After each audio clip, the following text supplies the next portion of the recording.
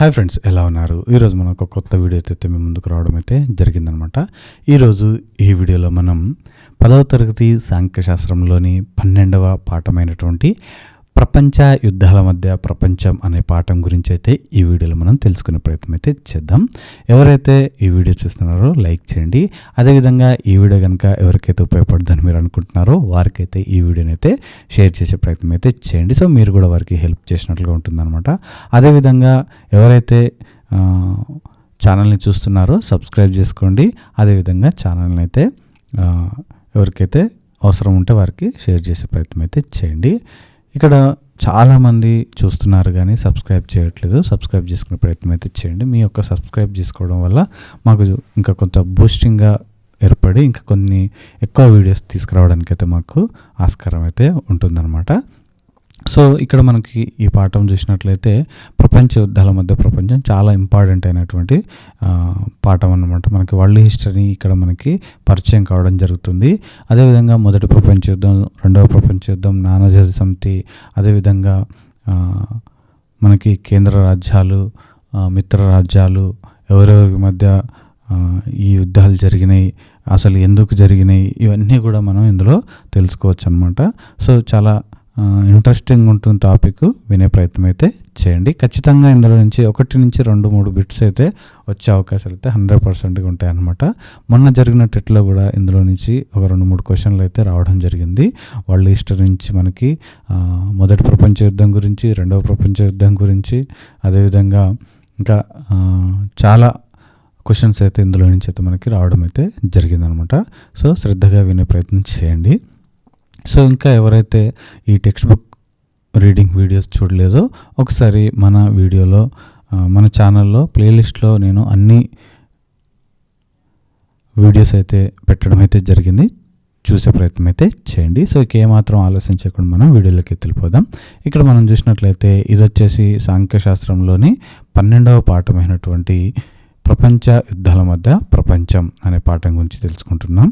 ఇక్కడ పరిచయం చూసినట్లయితే 2 ప్రపంచ యుద్ధాలకు దారితీసిన కారణాలు, యుద్ధ ప్రభావాల గురించి, ప్రపంచ శాంతిని మరియు అభివృద్ధిని సాధించడానికి ఐక్యరాజ్య సమితి వంటి సంస్థల ఏర్పాటు గురించి, 20వ శతాబ్దపు మొదటి 50 సంవత్సరాల్లో జరిగిన ముఖ్యమైన పరిణామాల గురించి తెలుసుకుందామని ఇంట్రడక్షన్లో మనకి ఇవ్వడం జరిగింది.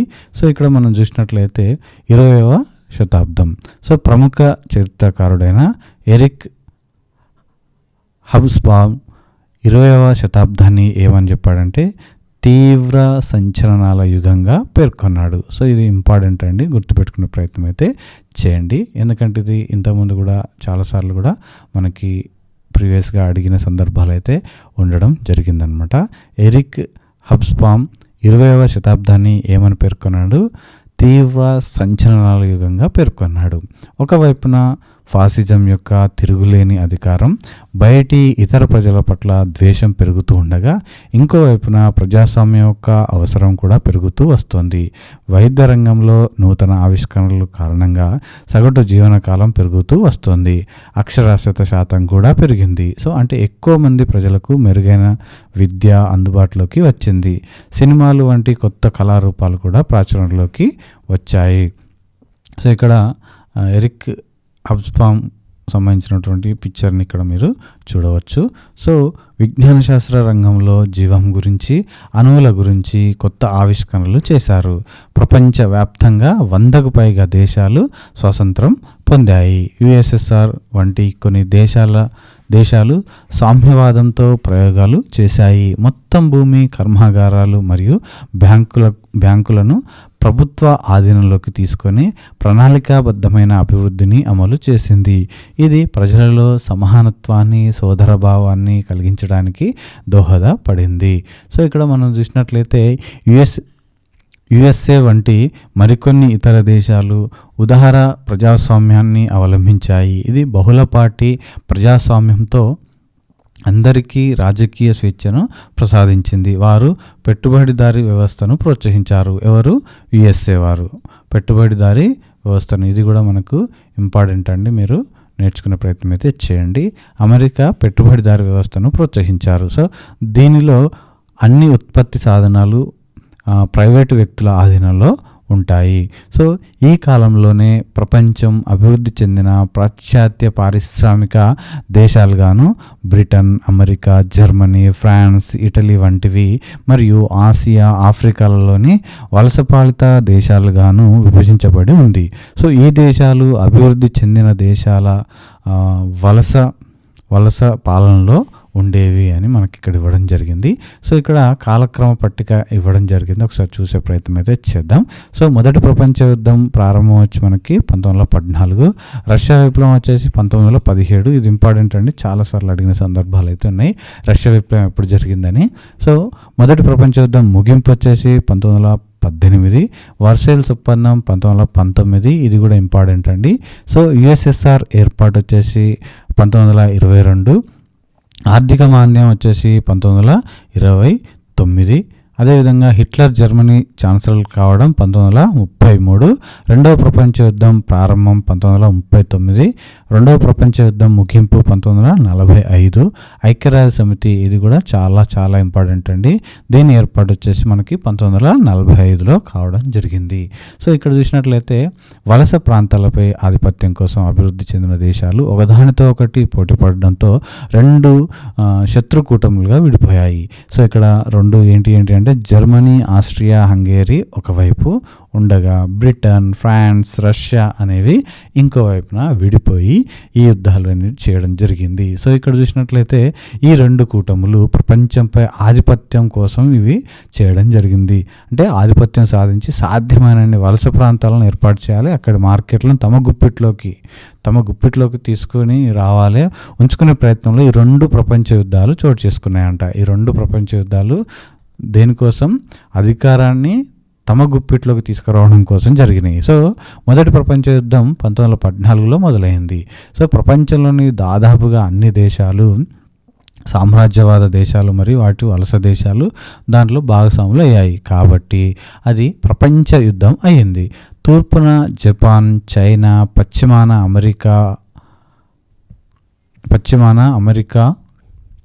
అమెరికా వంటి దేశాలు ఇందులో పాల్గొన్నాయి. అమెరికా వంటి దేశాలు కూడా పాల్గొన్నాయి. సో మొదటి ప్రపంచ యుద్ధం 1918లో ముగిసింది. ఎప్పుడు ముగిసిందండి? 1918లో ముగిసింది. యుద్ధంలో జర్మనీ దాని మిత్రపక్షాలను ఎవరు ఓడించారు? బ్రిటన్, ఫ్రాన్స్లు ఓడించాయి. ఎవరు ఓడించారు? బ్రిటన్, ఫ్రాన్స్లు ఓడించడం జరిగింది. సో ఇక్కడ ప్రపంచ యుద్ధాల కారణాలు చూసినట్లయితే దురహంకారపూరిత జాతీయవాదం. సో జాతీయవాదం అనే భావజాలం ఒక మంచి ప్రేరేపణ. ఐరోపాలో ఆధునిక జాతీయ రాజ్యాలు ఏర్పడటానికి జర్మనీ, ఇటలీల ఏకీకరణకి ఇది కారణం అయింది.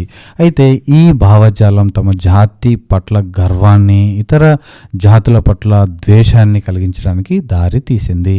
1923 నుంచి ఇటలీలో ఫాసిజం, జర్మనీలో నాజీయిజం రెండు కూడా విధ్వంసకర రూపంలోని దురహంకారపూరిత జాతీయవాదాలు. సో ఇటలీలో ఫాసిస్టులు ఈ జాతీయవాదాన్ని రెచ్చగొట్టాయి. సో నాజీలు ప్రపంచాన్ని జర్మనీయే విజేతగా పాలిస్తుందన్న నమ్మకాన్ని కల్పించింది. యూరోప్లోని ఇతర దేశాలకు వ్యతిరేకంగా జర్మనీ ప్రజలను సమీకరించసాగారు. సో ఇక్కడ చూసినట్లయితే సామ్రాజ్యవాదం.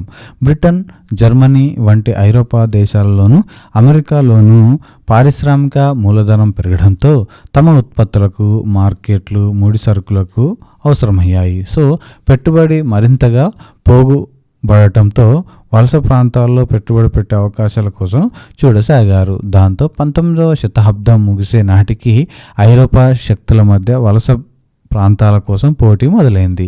కొత్త పారిశ్రామిక శక్తులు జర్మనీ, ఇటలీ వంటివి ఏర్పడడంతో ఇవి వలస ప్రాంతాలను తిరిగి విభజించాలని కోరుకున్నాయి. సో అయితే పాత పారిశ్రామిక శక్తులు దీనికి సిద్ధంగా లేవు. ఇది తీవ్ర ఒత్తిడులకు, తరచూ యుద్ధాలకు కారణం అవుతుండేది.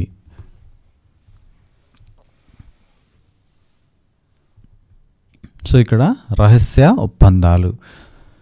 1870లో ఫ్రాన్స్ని ఓడించిన తర్వాత జర్మనీ ఏకీకరణను నాయకత్వం వహించిన జర్మనీ ఛాన్సలర్ బిస్మార్క్ దాన్ని ఒంటరి చేయాలని చూశాడు. సో దీనికి అనుగుణంగా అతడు ఆస్ట్రియాతో 1879లోను, ఇటలీ ఆస్ట్రియాతో 1882లోను రహస్యంగా త్రిరాజ్య సంధి కుదుర్చుకున్నాడు. ఇప్పుడు త్రిరాజ్య సంధి ఎవరు కుదుర్చుకున్నారంటే బిస్మార్క్ అనేది మీరు గుర్తుపెట్టుకోండి. ఈ బిట్టు చాలాసార్లు అడిగిన సందర్భాలు అయితే మనకు కనిపిస్తున్నాయి అన్నమాట. త్రిరాజ్య సంధి ఎవరు కుదుర్చుకున్నారు, ఏ దేశాలతో కుదుర్చుకున్నారంటే బిస్మార్క్ కుదుర్చుకున్నాడు. ఎవరితోని? ఇటలీ ఆస్ట్రియాలతోని 1892లో కుదుర్చుకున్నాడు. సో అయితే ఫ్రాన్స్ తన రక్షణార్థం 1891లో రష్యాతోనూ, అదేవిధంగా 1904లో బ్రిటన్తో ఒప్పందాలు కుదుర్చుకుంది. సో 1907లో రష్యా,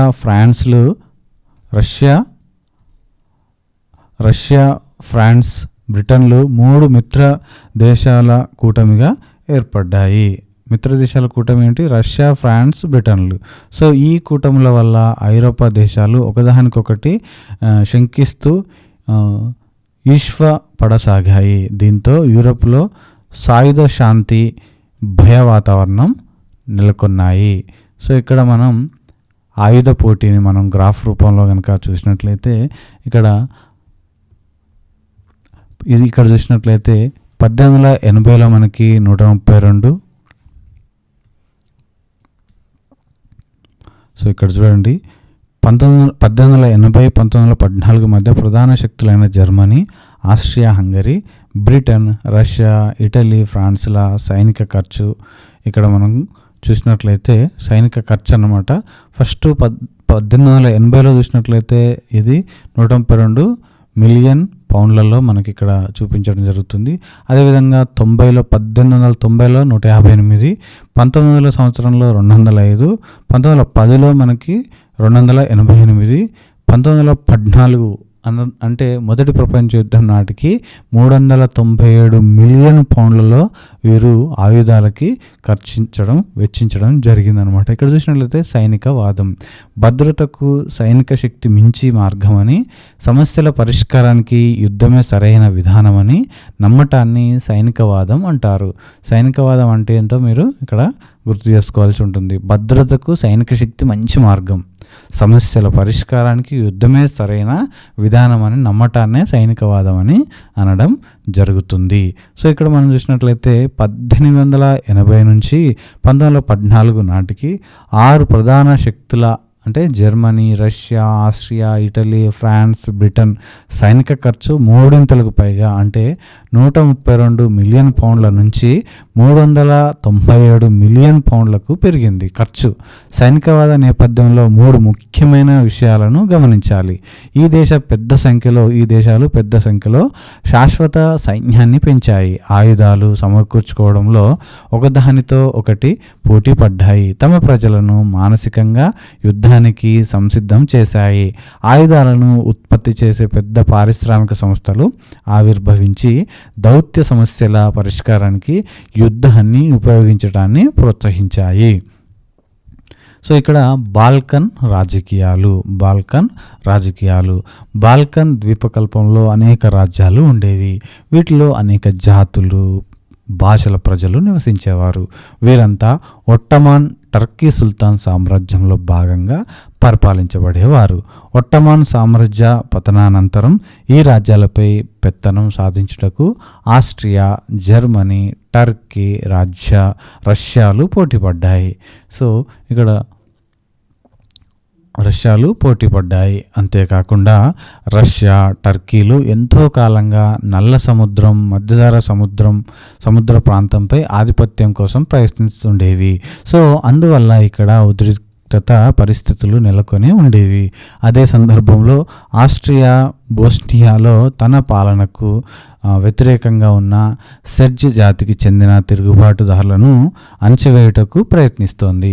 సో తక్షణ కారణం ఇక్కడ మనం చూసినట్లయితే మొదటి ప్రపంచ యుద్ధానికి తక్షణ కారణం. సో ఇది చాలాసార్లు అడిగిన సందర్భాలు అయితే ఉండడం జరిగింది. మీరు నేర్చుకునే ప్రయత్నం అయితే చేయండి. మొదటి ప్రపంచ యుద్ధానికి తక్షణ కారణం ఏంటి అంటే 1914 జూన్ 28న ఆస్ట్రియాకు చెందిన రాజకుమారుడు ఆర్చ్ డ్యూక్ ఫ్రాన్స్ ఫెర్డినాండ్ ఒక బోస్నియన్ సెర్జ్ చేతిలో హత్య గావించబడడం. అంటే ఇక్కడ ఒక బోస్టియన్ సెర్జీ చేతిలో ఎవరు హత్య గావించారు? ఇక్కడ ఆస్ట్రియాకు చెందిన రాజకుమారుడు హత్యకు గురి కావడం జరిగింది. ఆ రాజకుమారుని పేరు ఏంటి అంటే archduke Franz Ferdinand. So ఈ హత్యకు సంబంధించి ఆస్ట్రియా సెర్బియా వివరణను కోరింది. సో ఆస్ట్రియా సెర్బియాను వివరణ ఇవ్వమని కోరింది. సో సెర్బియా వివరణతో సంతృప్తి చెందని ఆస్ట్రియా సెర్బియాపై 28 జూలై 1914 యుద్ధం ప్రకటించింది.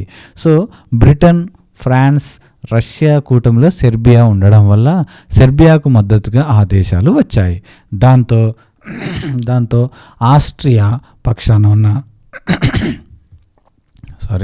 ఆస్ట్రియా పక్షాన ఉన్న జర్మనీ కూడా యుద్ధంలో చేరటంతో మొదటి ప్రపంచ యుద్ధం మొదలైంది. సో ఆ విధంగా మనకి మొదటి ప్రపంచ యుద్ధం అనేది రావడం జరిగిందనమాట. సో ఒక రాజకుమారుని హత్య గావించడం వల్ల సెర్బియాని ఆస్ట్రియా కోరిన సమాచారం కరెక్ట్గా లేకపోవడం వల్ల, వివరణ కరెక్ట్ లేకపోవడం వల్ల ఆస్ట్రియా అనేది సెర్బియాపై యుద్ధాన్ని ప్రకటించింది. సో అప్పుడు సెర్బియా తరపున ఉన్న జర్మనీ ఆస్ట్రియాకి సపోర్ట్ చేయగా, సెర్బియాకి సపోర్ట్గా ఉన్న బ్రిటన్, ఫ్రాన్స్, రష్యా ఇవన్నీ కూడా ఒక పక్కకు రావడం జరిగిందనమాట. ఇక్కడ మనం చూసినట్లయితే మొదటి ప్రపంచ యుద్ధంలో ఆస్ట్రియా, జర్మనీ తరపున పాల్గొన్న దేశాలను కేంద్ర రాజ్యాలు. సో ఇది ఇంపార్టెంట్ అండి, ఇది చాలాసార్లు మనకి బిట్టు అడగడం అయితే జరిగిందనమాట. ఇక్కడ మొదటి ప్రపంచ యుద్ధంలో కేంద్ర రాజ్యాలు అంటే ఏంది, మిత్ర రాజ్యాలు అంటే ఏందని మనకి చాలాసార్లు బిట్టు అయితే రావడం జరిగింది. కేంద్ర రాజ్యాలు అంటే ఆస్ట్రియా, జర్మనీ తరపున పాల్గొన్న దేశాలను మనం ఏమంటాం, కేంద్ర రాజ్యాలు అంటాం. ఇంగ్లాండ్, ఫ్రాన్స్ తరపున పాల్గొన్న దేశాలను మిత్ర రాజ్యాలు అని పిలవడం జరుగుతుంది. ఈ రెండు కూడా మీరు గుర్తుపెట్టుకునే ప్రయత్నం అయితే చేయండి, చాలా ఇంపార్టెంట్. అంటే కేంద్ర రాజ్యాలు, మిత్ర రాజ్యాలు. కేంద్ర రాజ్యాలు అంటే ఆస్ట్రియా, జర్మనీ తరపున పాల్గొన్న దేశాలు. మిత్ర రాజ్యాలు అంటే ఇంగ్లాండ్, ఫ్రాన్స్ తరపున పాల్గొన్న దేశాలు. సో ఇక్కడ యుద్ధం మొదట్లో కేంద్ర రాజ్యాలదే పై చేయి అయింది. కేంద్ర రాజ్యాలు అంటే ఆస్ట్రియా, జర్మనీదే పై చేయి. సో మిత్ర రాజ్యాల పక్షాన యుద్ధంలో పాల్గొన్న రష్యా తన దేశంలో విప్లవం కారణంగా జర్మనీతో సంధి చేసుకొని 1917లో యుద్ధం నుంచి అర్ధాంతరంగా విరమించింది. సో ఇది చాలా ఇంపార్టెంట్ అండి. అర్ధాంతరంగా మొదటి ప్రపంచ యుద్ధంలో అర్ధాంతరంగా ఏ దేశం జర్మనీతో సంధి చేసుకొని వెళ్ళిపోయింది అని చాలాసార్లు అడగడం జరిగింది. అది రష్యా అనేది గుర్తుపెట్టుకోండి. సో మరోవైపు జర్మనీ సైన్యాలు అమెరికాకు చెందిన వ్యాపార నౌక లూసిటేనియాను ముంచడంతో 1917 అమెరికా దేశం మిత్రరాజ్యాల పక్షాన అనివార్యంగా యుద్ధంలో చేరింది. సో ఇక్కడ చూసినట్లయితే జర్మనీ సైన్యాలు ఏం చేసినాయట, అమెరికాకు చెందిన వ్యాపార నౌకలను లూసిటేనియాను ముంచడంతో, అంటే నౌక పేరు లూసిటేనియా, ఆ నౌకను ముంచడంతో అక్కడ ఏం జరిగింది, 1917లోనేమో రష్యా వెళ్ళిపోయింది జర్మనీతో సంధి చేసుకొని. సో అదే సంవత్సరం 1917లో ఆ లూసిటేనియా అనే నౌకను ముంచడం ద్వారా 1917లో అమెరికా దేశం ఏం చేసింది, మిత్ర రాజ్యాల పక్షాన అనివార్యంగా చేరింది. సో ఇక్కడ అర్ధాంతరంగా వెళ్ళిపోయిన దేశం, అనివార్యంగా వచ్చిన దేశం. సో ఈ రెండు మీరు గుర్తుపెట్టుకోవాల్సి ఉంటుందన్నమాట. అనివార్యంగా వచ్చిన దేశం అమెరికా, అర్ధాంతరంగా వెళ్ళిపోయిన దేశం రష్యా. సో ఇక్కడ కేంద్ర రాజ్యాలు, మళ్ళీ మిత్ర రాజ్యాలు. సో ఇవన్నీ మీరు గుర్తుపెట్టుకోండి. దీంతో మిత్ర రాజ్యాలకు విజయం చేకూరింది. అమెరికా రావడంతో బలం పెరిగి మిత్ర రాజ్యాలు విజయం సాధించాయి. సో ఇక్కడ చూసినట్లయితే మొదటి ప్రపంచ యుద్ధానంతరం ప్రపంచం. వర్సైల్స్ ఒప్పందం 1919. మొదటి ప్రపంచ యుద్ధానంతరం అనేక చర్చలు, ఒప్పందాలు జరిగాయి. బ్రిటన్, దాని మిత్ర దేశాలు ఓడిన దేశాలపై షరతులు విధించి బలవంతంగా ఒప్పించాయి. ఆస్ట్రో హంగేరియన్, ఒట్టమాన్, టర్కీ సామ్రాజ్యాలను విచ్ఛిన్నం చేసి చిన్న జాతీయ రాజ్యాలుగా విభజించారు. జర్మన్ సామ్రాజ్యానికి కూడా అంతం పలికి ప్రజాస్వామిక గణతంత్రాన్ని ఏర్పాటు చేశారు. ఒట్టమాన్ సామ్రాజ్యం స్థానంలో టర్కీ గణతంత్ర రాజ్యంగా ఏర్పడింది. సో ఇక్కడ చూడండి, ఒట్టమాన్ సామ్రాజ్యం ఇప్పుడు ఏ విధంగా ఏర్పడింది, టర్కీగా గణతంత్ర రాజ్యంగా ఏర్పడింది. సో ఒట్టమాన్ అనేది టర్కీ పాత పేరేంటి ఒట్టమాన్ సామ్రాజ్యం అనేది గుర్తుపెట్టుకోండి. ఇది కూడా చాలాసార్లు అడిగిన సందర్భాలు ఉన్నాయి. ఆఫ్రికాలోని దాని వలస దేశాలను విజేత దేశాలు పంచుకున్నాయి. So Austria, Hungary, Yugoslavia, Czechoslovakia, Estonia, Latvia, Finland వంటి అనేక సో ఇక్కడ చూసినట్లయితే అనేక కొత్త దేశాలు ఏర్పడ్డాయి. సో వర్సేల్స్ ఒప్పందం జర్మనీపై ఆర్థిక పరంగా పెద్ద జరిమానాలే విధించింది. విజేతలైన మిత్రపక్షాలకు నష్టపరిహారంగా జర్మనీ పెద్ద మొత్తంలో డబ్బు చెల్లించాల్సి వచ్చింది. భూభాగ పరంగా దాని భాగంలోని ప్రాంతాలను ఫ్రాన్స్, ఇతర దేశాలు అప్పగించవలసి వచ్చింది. సో ఇక్కడ చూసినట్లయితే మనకి నానాజాతి సమితి ఏర్పాటు, నానాజాతి సమితి 1920. సో ఇది మనకు చాలా ఇంపార్టెంట్ అండి. మనకి కాంపిటేటివ్ పరంగా మీరు దీన్ని గుర్తుపెట్టుకోవాల్సి అయితే ఉంటుంది, నానాజాతి సమితి. సో వర్సేల్స్ ఒప్పందం ఫలితంగా ప్రపంచ శాంతి సాధన లక్ష్యంతో మొదటి అంతర్జాతీయ సంస్థగా నానాజాతి సమితి 1920 జనవరి 11న ఏర్పడింది. ఆయుధాల తయారీని తగ్గించడం లేదా ఆయుధాల తగ్గింపు సంప్రదింపుల ద్వారా తగాదాలను పరిష్కరించడం, తద్వారా యుద్ధాలకు నివారించడం కోసం ఇది ఏర్పడింది. సో ఇది ఎందుకు ఏర్పడిందో కూడా చాలా ఇంపార్టెంట్. దాని థీమ్ అనేది కూడా మనకి ఇంపార్టెంట్ అండి. అభివృద్ధి, కార్మిక సంక్షేమం, ఆరోగ్యం వంటి వాటి కోసం కూడా కృషి చేసింది. అందులో 58 దేశాలు సభ్యులుగా ఉన్నాయి. ఇది కూడా మనకు ఇంపార్టెంట్, ఎన్ని దేశాలు ఉన్నాయి అనేది. మొదట్లో కొన్ని సామాజిక సేవా కార్యక్రమాల్లో విజయం సాధించినప్పటికీ అది రెండవ ప్రపంచ యుద్ధాన్ని ఆపలేకపోయింది. ఇక్కడ చూసినట్లయితే రష్యాలో సోషలిస్ట్ విప్లవం 1917 నుంచి 1922. సో ఇక్కడ మనం చూసినట్లయితే ఫస్ట్ ఇక్కడ బాక్స్ ఐటమ్ ఒకసారి చదివే ప్రయత్నం చేద్దాం.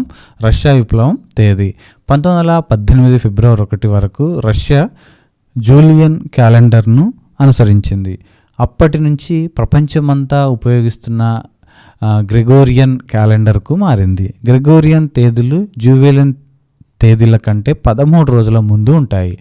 సో ఏవి జూలియన్ తేదీలే ముందుంటాయి. సో కాబట్టి మన క్యాలెండర్ ప్రకారం ఫిబ్రవరి విప్లవం మార్చి 12న, అక్టోబర్ విప్లవం నవంబర్ 7న జరిగాయి. సో ఇక్కడ మనం చూసినట్లయితే 20వ శతాబ్దం ప్రారంభంలో రష్యా జార్ చక్రవర్తుల పాలనలో 2 ఖండాలలో విస్తరించి యూరేషియా శక్తిగా విశాల సామ్రాజ్యంగా ఉండేది.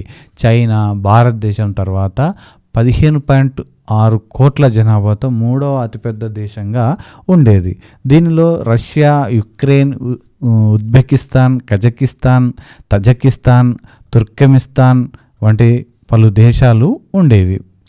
దేశాలు ఇందులో భాగంగా ఉండేవి. సో రష్యన్లలో అధిక శాతం వ్యవసాయంతో జీవనోపాధి పొందేవారు. భూమిపై నియంత్రణ విషయంలో భాగస్వాములకు రైతాంగానికి మధ్య ఘర్షణలు తలెత్తుతూ ఉండేవి. భూముల్లో అధిక భాగం భూస్వాముల కింద ఉండేవి. రైతాంగంలో అధిక శాతం తాము సాగు చేస్తున్న భూమికి అద్దె చెల్లించేవారు. ఆనాటి రష్యా జార్ నికోలస్ II కూడా తన విశాల సామ్రాజ్యాన్ని సైన్యం, పాలనాధికారుల సహాయంతో పాలించాడు. సో అయితే ప్రపంచ యుద్ధం వల్ల రష్యా ఆర్థిక పరిస్థితి పూర్తిగా చిన్నభిన్నమైపోయింది. మొదటి ప్రపంచ యుద్ధానికి ముందు ప్రపంచంలోకెల్లా అతిపెద్ద సైన్యం రష్యాకు ఉండేది. అయితే 1917 నాటికి 20 లక్షల సైనికులు, పౌరులు చనిపోయి మొదటి ప్రపంచ యుద్ధంలో అత్యధిక ప్రాణ నష్టం చవిచూసింది. యుద్ధ రంగానికి ఆహారాన్ని మళ్లించడం వల్ల పట్టణాల్లో కొరత ఏర్పడింది. 1917 మార్చి 8న సెయింట్ పీటర్స్బర్గ్ నగరంలో 10,000 మహిళలు నిరసన ఊరేగింపులు చేపట్టి రొట్టె శాంతి కావాలని కోరారు. ఈ నిరసనలో మహిళలతో పాటు కార్మికులు కూడా చేరారు. రాజధానిలోని ఈ నిరసనతో కంగారు పడిపోయిన జార్ నికోలస్ II నిరసనకారులను అణచివేయమని సో ఇక్కడ చూసినట్లయితే అణచివేయమని, అవసరమైతే కాల్పులు జరపమని ఆదేశించారు. కానీ సైన్యం దానికి బదులు ప్రదర్శనకారులతో చేతులు కలిపింది. 2 రోజుల్లో పరిస్థితి అంతగా మారిపోయిందంటే జార్ పరారి కావడంతో రష్యన్లు తాత్కాలిక ప్రభుత్వాన్ని ఏర్పాటు చేశారు. దీనినే 1917లో సంభవించిన తొలి రష్యన్ విప్లవం లేదా మార్చ్ విప్లవం అని అనడం జరుగుతుంది. సో ఇక్కడ చూసినట్లయితే తర్వాత ఇంతకంటే పెద్ద విప్లవం అక్టోబర్ 1917లో సంభవించింది. ఇది అనుకోకుండా జరిగింది కాదు.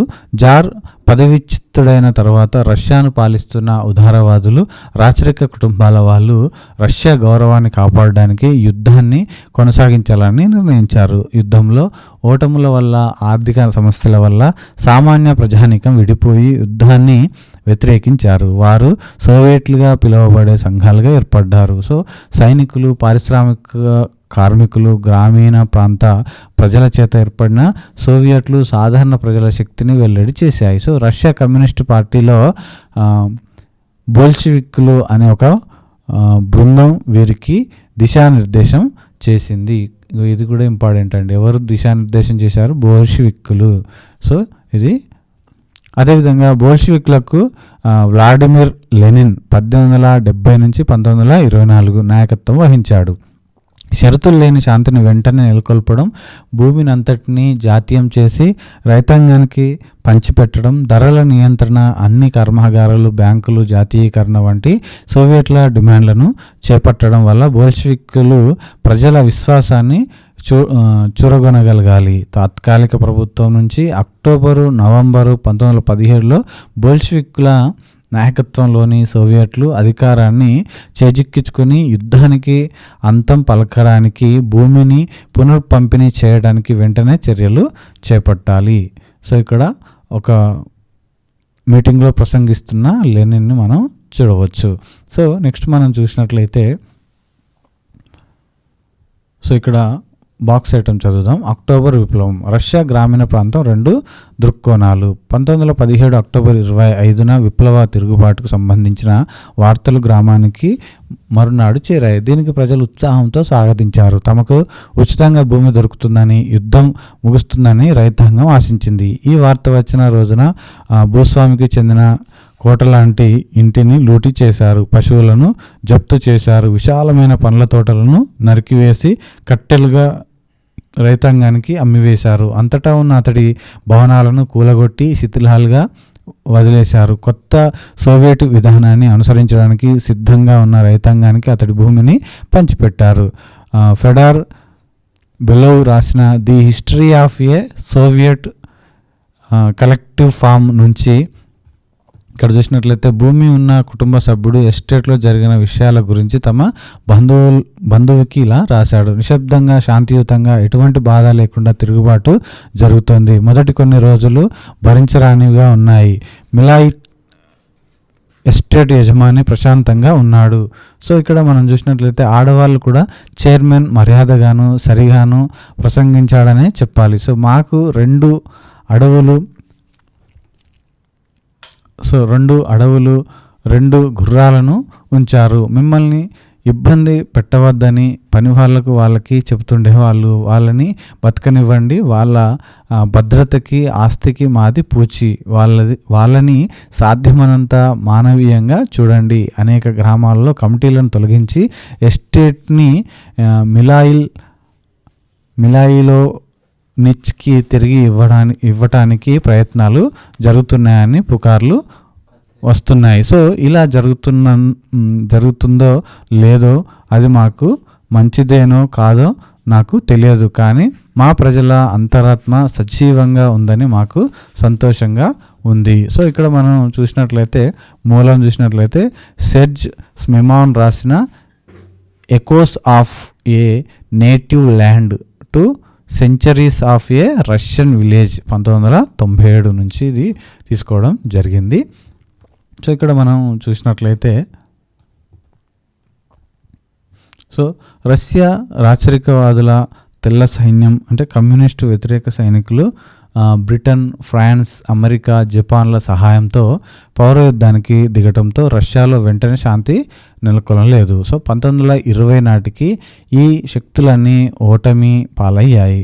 సో బోల్షివిక్లు రష్యన్ సామ్రాజ్యం అంతమైనదని ప్రకటించి దాని కింద ఉన్న దేశాలు స్వతంత్రంగా ఉండటానికి అవకాశం కల్పించాయి. అయితే 1922లో రష్యా సోవియట్ ప్రభుత్వం ఏర్పాటు చేసిన సోవియట్ సోషలిస్టు రిపబ్లిక్ల సమాఖ్యలో యుఎస్ఎస్ఆర్ లోగడ జార్ సామ్రాజ్యంలో ఉన్న దేశాలన్నీ చేరడానికి అంగీకరించాయి. సో దీంతో ప్రజాస్వాములు, రాజులు, పెట్టుబడిదారులు వంటి దోపిడీదారులు లేని దేశాన్ని నిర్మించడానికి ఒక బృహత్ ప్రయోగం మొదలైంది. ఆధునిక పారిశ్రామిక సమాజాన్ని నిర్మించుకునే అసమానతలను లేని పుట్టుక, లింగం, భాషల వంటి ప్రాతిపదిక వివక్షత లేని సమాజాన్ని ఏర్పాటు చేయడానికి యుఎస్ఎస్ఆర్ ప్రయత్నిస్తోంది. సో ఇక్కడ మనం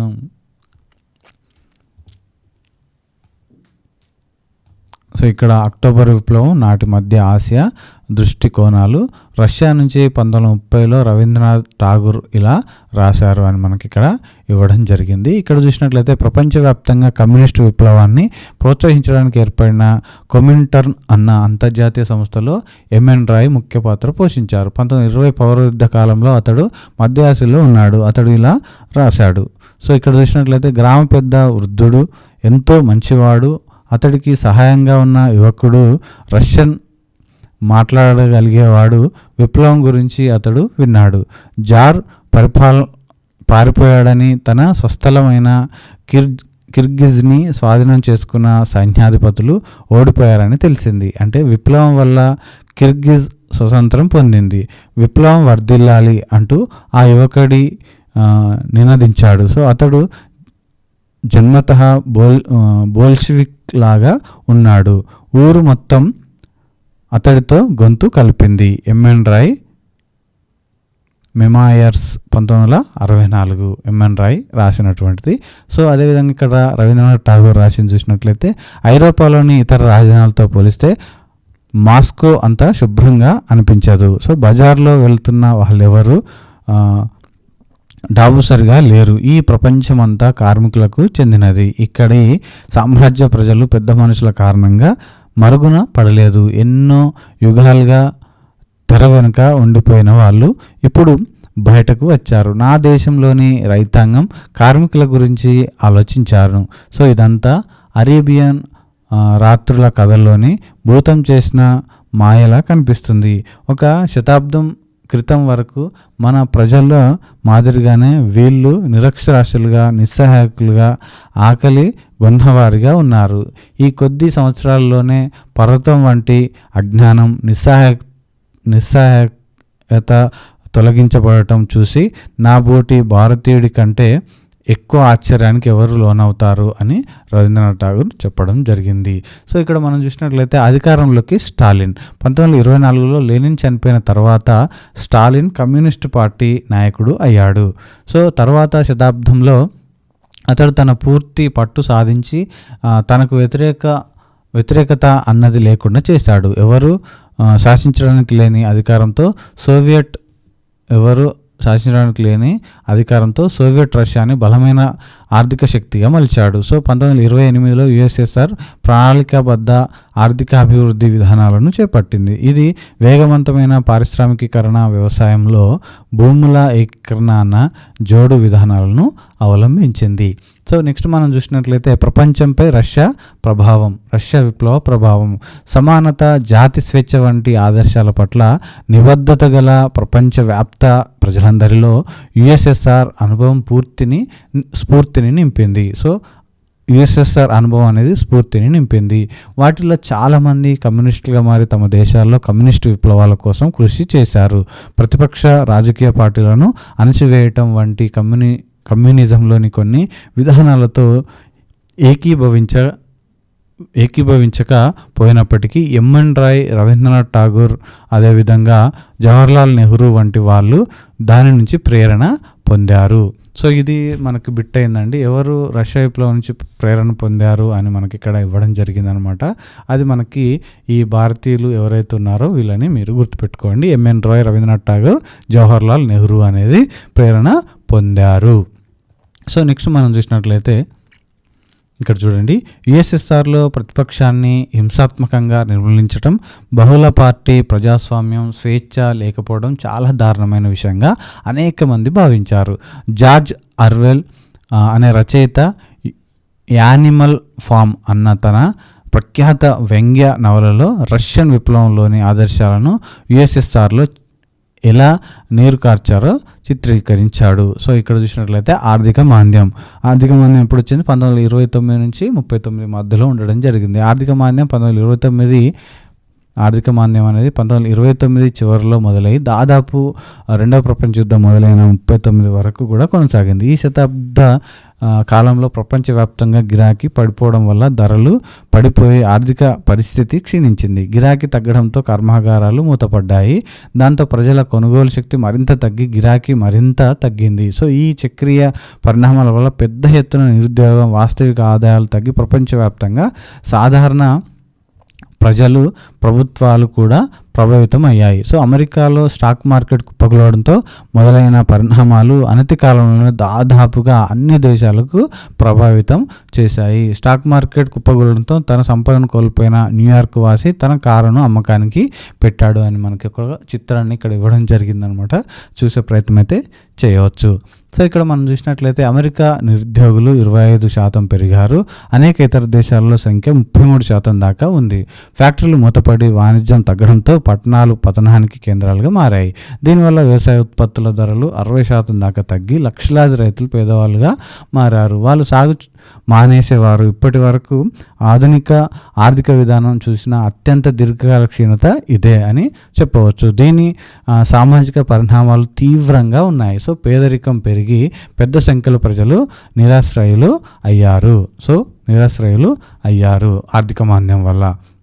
సో అప్పటి నుంచి ఈ క్షీణత కారణాల గురించి, దీనిని అధిగమించడానికి గల మార్గాలు, పునరావృతం కాకుండా చూసే విధానాల గురించి ఆర్థిక శాస్త్రజ్ఞులు, రాజకీయ నాయకులు వాదించుకుంటూనే ఉన్నారు. మార్క్సిస్ట్ ఆర్థికవేత్తలు ఈ రకమైన సంక్షోభాలు పెట్టుబడిదారీ విధాన లక్షణమని, సోషలిజం ఏర్పాటుతోనే వివిధ నిర్మూలించగలమని అంటారు. సో ఇంకొక వైపున జేఎం కిన్స్ వంటి ఆర్థికవేత్తలు ఆర్థిక విధానం పురోగమించడంలో ప్రభుత్వానికి కీలక పాత్ర ఉందని, అది ప్రభావవంతంగా జోక్యం చేసుకోకపోతే మాధ్యానికి దారితీస్తుందని అంటారు. సో వీళ్ళిద్దరు చెప్పింది కూడా మనం తెలుసుకోవాల్సి ఉంటుందండి. ఇవి కూడా మనకి అడిగిన సందర్భాలు అయితే ఉన్నాయి. సో ఆర్థిక పరిస్థితి క్షీణించి గిరాకీ క్షీణిస్తున్నప్పుడు ప్రభుత్వం నిధులు ఖర్చు చేసి ఉపాధిని కల్పించాలని, దీని వల్ల ప్రజలకు ఆదాయం సమకూరి మార్కెట్లో వస్తువులను గిరాకీ ఏర్పడుతుందని క్విన్స్ వాదించాడు.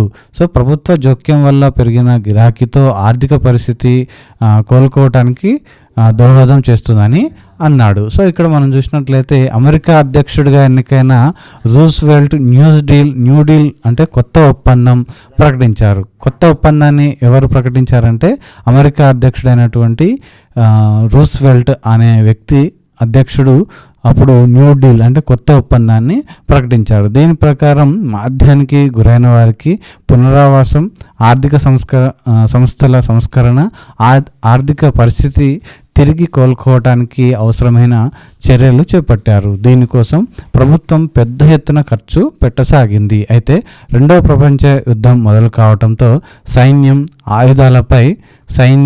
ఆయుధాలపై ప్రభుత్వ ఖర్చు పెరిగి కర్మాగారాల ఉత్పత్తి, వ్యవసాయ ఉత్పత్తులకు గిరాకీ ఒక్కసారిగా పెరిగాయి. అమెరికాలో ఎంతో అవసరమైన సామాజిక భద్రతా విధానాన్ని కూడా రూస్వెల్ట్ ప్రవేశపెట్టాడు. సో ఇక్కడ చూసినట్లయితే అందరికీ వర్తించే పదవి విరమణ పింఛను, నిరుద్యోగ బీమా, వికలాంగులకు, తండ్రి లేని కుటుంబాల్లో అవసరమైన పిల్లలకు సంక్షేమ ప్రయోజనాలు వంటివి దీనివల్ల సమకూరాయి. అమెరికాలోని సంక్షేమ వ్యవస్థకు ఇది ఒక చట్టాన్ని ఏర్పరిచింది.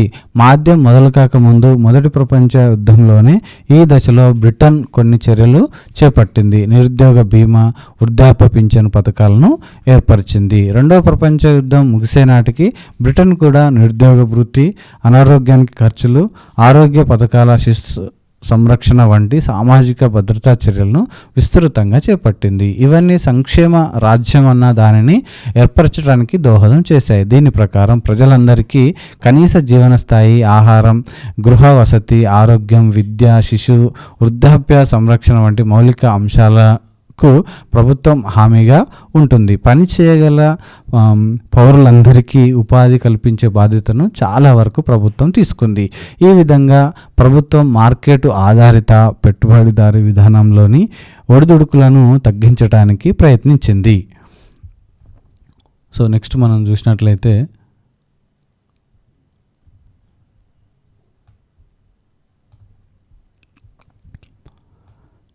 మనం ఇంతకుముందు అమెరికాలో ఆర్థిక మాంద్యం, ఇప్పుడు చూసినట్లయితే జర్మనీలో ఆర్థిక మాంద్యం.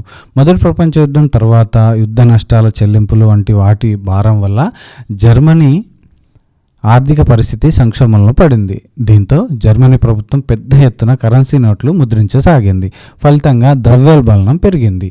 సో బ్రెడ్ కొనడానికి బస్తాలలో డబ్బులు తీసుకెళ్లాల్సి వచ్చేదని చెబుతారు. సో ఇక్కడ మాంద్యం వల్ల అన్నిటికంటే ఎక్కువగా జర్మనీ ప్రభావితం అయ్యింది.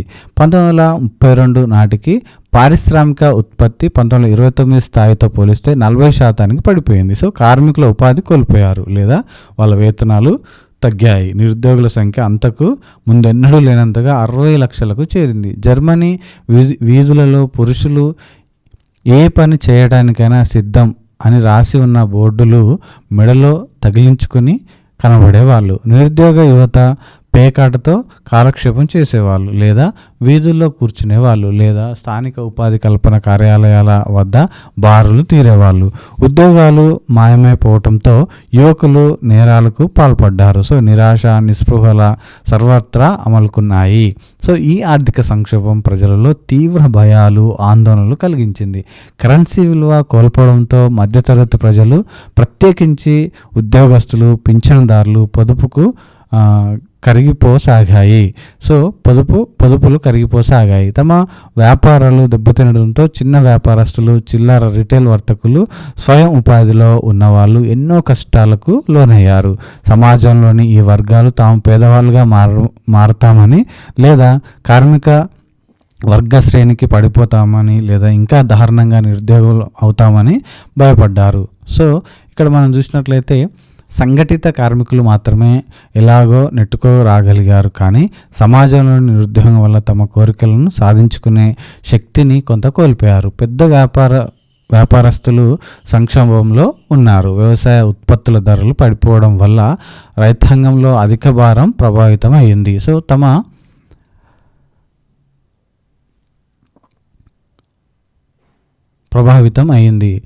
పిల్లల కడుపులు నింపలేని మహిళలు తీవ్ర నిస్పృహకు లోనయ్యారు. రాజకీయ అస్థిరత్వంతో ప్రభుత్వం కుప్పకూలిపోయి స్థిరమైన పాలన లేకుండా పోయింది.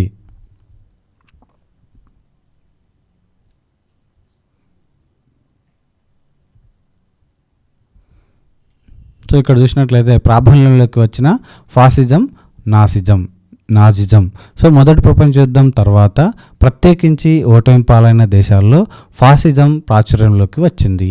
ఇతర దేశాలపై విజయం సాధించడానికి జాతి ఐక్యతకు ఇది ప్రాధాన్యతను ఇచ్చింది. దేశంలో భిన్న ప్రయోజనాలను, ఘర్షణలను ఫాసిస్టులు అనుమతించలేదు. కేంద్రీకృత అధికారం పట్ల పూర్తి అణకువ, విశ్వాసపాత్ర ప్రదర్శించేలా వాళ్ళు ప్రజలపై ఒత్తిడి పెట్టారు. సో అణచివేశారు. వాళ్ళు కమ్యూనిజాన్ని, ఉదారవాదాన్ని వ్యతిరేకించారు. నియంతృత్వ ప్రభుత్వం ద్వారా దేశంలోని అధిక సంఖ్యాక వర్గాన్ని సమీకరించడం ద్వారా జాతి ఐక్యతను సాధించాలనుకున్నారు. సో ఇక్కడ ఫాసిస్టు ఉద్యమాల్లో కొన్ని సారూప్య అంశాలు ఉన్నాయి.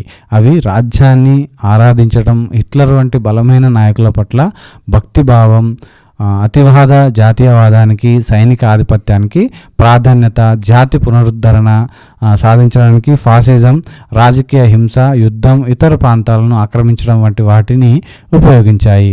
బలహీన దేశాలను తొలగించి బలమైన దేశాలకు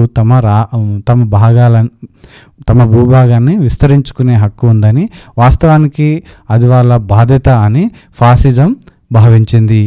అది ప్రభుత్వ నియంత్రణ పెట్టుబడిదారీ విధానాన్ని బలపరుస్తూ ప్రైవేటు పరిశ్రమలు అన్నింటినీ రద్దు చేయడానికి సోషలిజాన్ని, కమ్యూనిజాన్ని వ్యతిరేకించింది. సో ఇక్కడ వర్సేల్స్ ఒప్పందం తమపై రుద్దిన షరతులను ఓటమి పాలైన దేశాలు అవమానంగా భావించాయి. దానికి ప్రపంచవ్యాప్త మాధ్యం తోడు కావడంతో ఆ దేశంలో అతివాద జాతీయవాద సిద్ధాంతానికి విస్తృత ప్రజాదరణ లభించింది. 1922లో ఇటలీలో బెనిటో ముస్సోలిని విజయంతో అది మొదలైంది. సో ఇక్కడ చూసినట్లయితే తర్వాత 1933లో హిట్లర్ అతడి నాజీ పార్టీ జర్మనీలో అధికారంలోకి వచ్చింది. ప్రజాస్వామిక ప్రభుత్వంపై సుదీర్ఘ సాయుధ ఉద్యమం తర్వాత స్పెయిన్లో జనరల్ ఫ్రాంకో 1939లో అధికారంలోకి వచ్చాడు. ఇదే కాలంలో జపాన్ తనదైన సైనికవాద సిద్ధాంతాన్ని రూపొందించుకొని చైనా, కొరియా వంటి దేశాలపై సైనిక దాడులకు పాల్పడసాగింది. ఈ నియంతలు అందరూ ఏదో ఒక విధంగా ఫాసిస్ట్ సిద్ధాంతాన్ని అనుసరించిన వాళ్ళే. సో ఇక్కడ చూసినట్లయితే హిట్లర్ అద్భుతమైన వక్త. సో ఇతడు ఉద్వేగం, అతడి మాటలు ప్రజల్ని కదిలించి వేశాయి. ఒక బలమైన దేశాన్ని నిర్మిస్తానని, వర్సేల్స్ ఒప్పందపు అన్యాయాన్ని రద్దు చేస్తానని, జర్మనీ ప్రజల గౌరవాన్ని తిరిగి నిలబెడతానని అతడు చెప్పాడు. పని కావాలి అనుకుంటున్న వాళ్ళకి పని, యువతకు బంగారు భవిష్యత్తు కల్పిస్తానని వాగ్దానం చేయసాగాడు. అన్ని విదేశాలు ప్రభావాలను తొలగిస్తానని, జర్మనీకి వ్యతిరేకంగా అన్ని దేశాలకు కుట్రలను తిప్పికొడతానని అతడు చెప్పసాగాడు. సో రాజకీయాల్లో ఒక కొత్త శైలిని హిట్లర్ ప్రవేశపెట్టాడు. సో పెద్ద ఎత్తున జన సమీకరణ చేయడంలో ఆచారాలు, అద్భుత దృశ్యాల ప్రాముఖ్యతను అతడు గుర్తించాడు. సో ఇక్కడ హిట్లర్కి ఉన్న మద్దతు తెలియచేయడానికి, ప్రజల మధ్య ఐకమత్యాన్ని పెంపొందించడానికి నాజీలు పెద్ద బహిరంగ సభలను, ప్రదర్శనలను నిర్వహించసాగారు. స్వస్తిక్ గుర్తుతో ఎర్ర జెండాలు, నాజీ వందనం, ఉపన్యాసాల తర్వాత చప్పట్లు కొట్టడం వంటివి అతడి అఖండ అధికారంలో భాగం. ఇక్కడ స్వస్తిక్ గుర్తు అని ఉంది కదా, ఇది మనకి బిట్ అయిందండి. నాజీ పార్టీ యొక్క గుర్తు ఏంటిది అని మనకి ఇక్కడ అడగడం జరిగింది. అది స్వస్తిక్ గుర్తు అనేది గుర్తుపెట్టుకోండి. ప్రపంచంపై జర్మనీ ఆర్యజాతి ఆధిపత్యాన్ని నెలకొల్పుతానన్న వాగ్దానంతో అన్ని సమస్యలకు యూదులు, జిప్సీలు లాంటి అల్పసంఖ్యాకులు కారణం అంటూ వారిని లక్ష్యంగా చేసుకున్నాడు. సో జిప్సీలు దేశ దిమ్మరులని, కొంతమంది యూదులు కుదవ పెట్టుకునే దుకాణాలు నడుపుకుంటారని, వడ్డీ వ్యాపారులని మధ్యతరగతి జర్మన్లను వారికి వ్యతిరేకులయ్యారు. సో హిట్లర్ తన మద్దతుదారులను కూడబెట్టుకోసాగాడు. సో కమ్యూనిజం, పెట్టుబడిదారీ విధానం రెండింటినీ యూదుల కుట్రగా పేర్కొంటూ ఆ రెండింటిని తిప్పికొట్టే బలమైన దేశాన్ని నిర్మిస్తానని హిట్లర్ చెప్పసాగాడు. సో తీవ్ర మాధ్యం, పెట్టుబడిదారీ విధానంతో భయపడిపోయిన మధ్యతరగతికి హిట్లర్ మాటలు ఎంతగానో నచ్చాయి. అదే సమయంలో అతడు కమ్యూనిస్టు, సోషలిస్టుల నాయకత్వంలోని శ్రామిక వర్గ ఉద్యమాలను వ్యతిరేకించసాగాడు. సో ఇక్కడ చూసినట్లయితే ఇటువంటి పరిస్థితుల్లో నాజీ పార్టీ ప్రచారంతో మెరుగైన భవిష్యత్తు పట్ల ఆ పార్టీకి తిరుగులేని నాయకుడిగా ఉన్న హిట్లర్ ఆశలు కల్పించాడు. 1928లో జర్మన్ పార్లమెంట్లోని దిగువ సభ రిస్టాగ్లో నాజీ పార్టీకి 2.6% ఓట్లకు మించి రాలేదు. కానీ 1937లో నాటికి 37% ఓట్లతో అతిపెద్ద పార్టీగా అవతరించింది. సో ఇక్కడ చూసినట్లయితే హిట్లర్ అధికారంలోకి వచ్చిన వెంటనే పార్లమెంటు వంటి అన్ని ప్రజాస్వామిక సంస్థలను తొలగించి అప్రజాస్వామిక నియంత్రిత పాలనను ఏర్పరిచాడు. సో ప్రజాస్వామ్యంగా కాకుండా ఓన్గా కొన్ని నిర్ణయాలు తీసుకునే అధికారాన్ని ఈయన క్రియేట్ చేసుకున్నాడు. రాజకీయ ప్రత్యర్థులను, ప్రత్యేకించి కమ్యూనిస్టులను ఇష్టం వచ్చినట్లు అరెస్ట్ చేసి కాన్సన్ట్రేషన్ క్యాంపుల, శిక్షా శిబిరాలకు పంపించేవారు.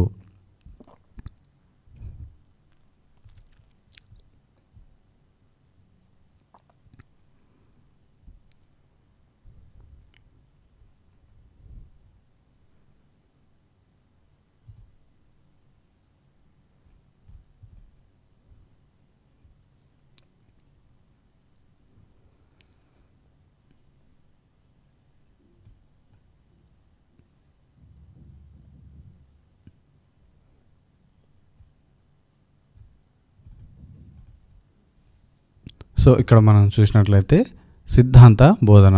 నాజీలు తన పిల్లలకు మొదటి నుంచి ఒకే రకమైన ఆలోచనలు నేర్పించసాగారు.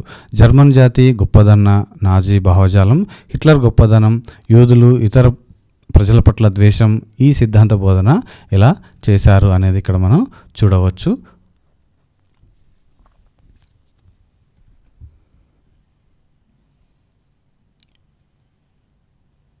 సో ఇదంతా కూడా ఒకసారి చూసే ప్రయత్నం అయితే చేయండి. సో ఇక్కడ మనం చూసినట్లయితే ఇక్కడ మనం చూడండి.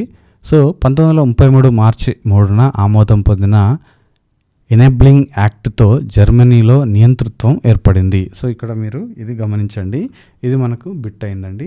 1933 మార్చి 3న ఆమోదం పొందిన ఏ యాక్ట్తో జర్మనీ నియంతృత్వం ఏర్పడిందంటే ఎనేబ్లింగ్ యాక్ట్ అనేది గుర్తుపెట్టుకోండి. ఇది ప్రీవియస్గా మనం అడిగిన ప్రశ్న. సో పార్లమెంటును పట్టించుకోకుండా డిక్రీల ద్వారా పాలించే అధికారాన్ని హిట్లర్కి ఈ చట్టం కట్టబెట్టింది. నాజీ పార్టీ దాని అనుబంధ సంస్థలు తప్పించి మిగిలిన అన్ని రాజకీయ పార్టీలను, కార్మిక సంఘాలను నిషేధించారు. ఆర్థిక పరిస్థితి, ప్రచార సాధనాలు, సైన్యం, న్యాయ వ్యవస్థల మీద ప్రభుత్వం పూర్తి పట్టు సాధించింది. నాజీలు కోరుకున్న విధంగా సమాజాన్ని నియంత్రించడానికి, నడిచేలా చూడటానికి ప్రత్యేక నిఘా, భద్రతా దళాలను ఏర్పరిచారు. ఇప్పటికే ఆకుపచ్చ యూనిఫారంలో ఉన్న పోలీసులు సిబ్బంది స్మార్ట్ ట్రూపర్స్ కాకుండా గెస్టాపో, రహస్య పోలీసు ఒప్పందం, రక్షణ దళాలు, నేర విచారణ పోలీసులు, భద్రతా సేవలు ఏర్పడ్డాయి. ఈ కొత్తగా ఏర్పడిన దళాల రాజ్యాంగేతర అధికారులు నాజీ ప్రభుత్వానికి భయంకరమైన నేరపూరిత ప్రభుత్వంగా గుర్తింపు తెచ్చిపెట్టాయి. ప్రజల్లో ఇప్పుడు ఎటువంటి చట్టబద్ధ విధానం లేకుండానే అరెస్ట్ చేయవచ్చు, ఇష్టం వచ్చినట్టు హింసా శిబిరాల్లో ఉంచవచ్చు, నిర్బంధ శిబిరాలకు తరలించవచ్చు లేదా దేశం నుంచి బహిష్కరించవచ్చు. ఎదురులేని అధికారాన్ని పోలీసు దళాలు సమకూర్చుకున్నాయి. ఈ అధికారాలను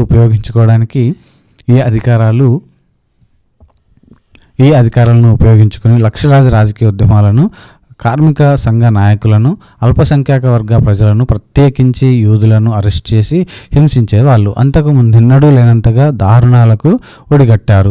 వ్యతిరేకులను భయభ్రాంతుల్ని చేశారు. ఆర్థిక పునర్నిర్మాణ బాధ్యతను ఆర్థికవేత్త హజాల్మర్ షార్ట్కు హిట్లర్ అప్పగించాడు. ఇది ఇంపార్టెంట్, గుర్తుపెట్టుకోండి. ప్రభుత్వ నిధులతో ఉపాధి కల్పన ద్వారా అతడు పూర్తి ఉత్పత్తి అనే లక్ష్యాలను పెట్టుకున్నాడు. ఇది ఒక పెద్ద చాప్టర్ అండి, మీరు ఓపిక్గా వినండి. అన్ని పాయింట్స్ కవర్ అవుతాయి, టెక్స్ట్ బుక్లో తెలుసుకోండి. ఏదైనా ఇంపార్టెంట్ ఉంటే నోట్ చేసుకోండి, అవి మీకు ఉపయోగపడతాయండి. ఇది 2వ ప్రపంచ యుద్ధం సమయంలో జర్మనీ సామ్రాజ్యం అనేది ఇక్కడ మనకి చూపించడం జరుగుతుంది. ఒకసారి నీట్గా పాజ్ చేసుకోండి, వీడియోని చూసే ప్రయత్నం చేయండి, మీకు దీని మీద అవగాహన వస్తుంది. ఈ పథకం ద్వారా జర్మనీలో వాహనాలు అత్యంత వేగంగా వెళ్ళే రహదారులను నిర్మించారు. ప్రజల కారు వోక్స్ వ్యాగన్ పేరేంటండి? ప్రజల కారు వోక్స్ వ్యాగన్ను ఉత్పత్తి చేశారు. ఈ సమయంలో జాత్యహంకార ప్రభుత్వ కోపానికి గురైన ప్రజల పరిస్థితి దారుణంగా ఉన్నప్పటికీ జర్మన్లోని ఒక వర్గ ప్రజల జీవన పరిస్థితులు మెరుగుపడ్డాయి.